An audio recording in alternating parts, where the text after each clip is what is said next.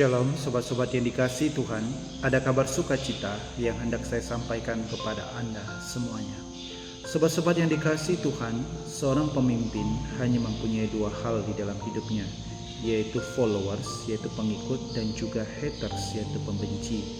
Jadi seorang pemimpin, dia tidak bisa memasukkan sembarangan orang-orang, para pengikutnya sekalipun, ke dalam wilayah paling dalam di dalam kalangan dirinya sendiri.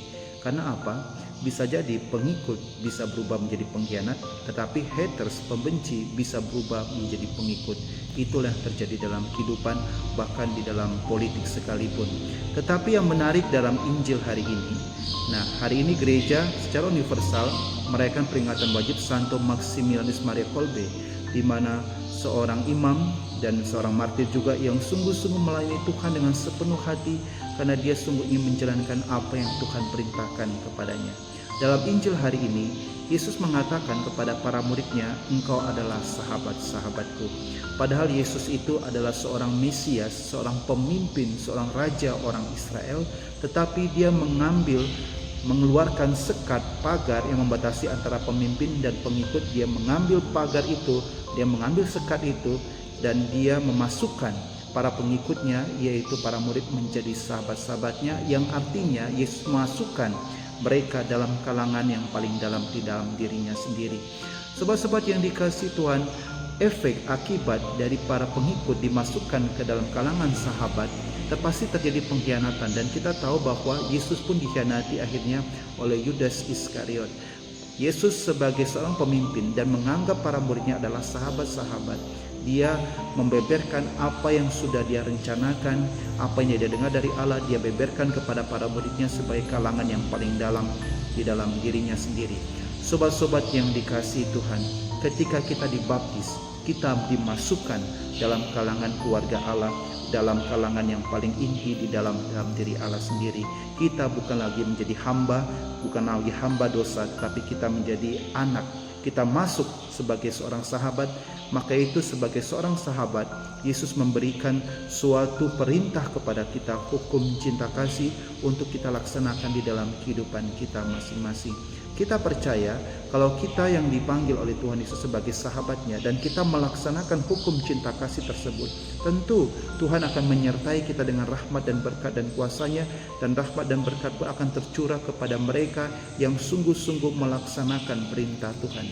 Kita bisa melihat bagaimana kisah Yudas Iskariot yang ketika dia dimasukkan dalam kalangan sahabat, tetapi akhirnya dia pun mengkhianati Tuhan Yesus sendiri, dan dia pun mendapat kutuk di dalam kehidupan. Sedangkan para rasul yang berusaha tetap menjalankan apa yang Tuhan perintahkan, akhirnya mereka pun menjadi santo-santo yang luar biasa, yang menjadi teladan bagi kita semua.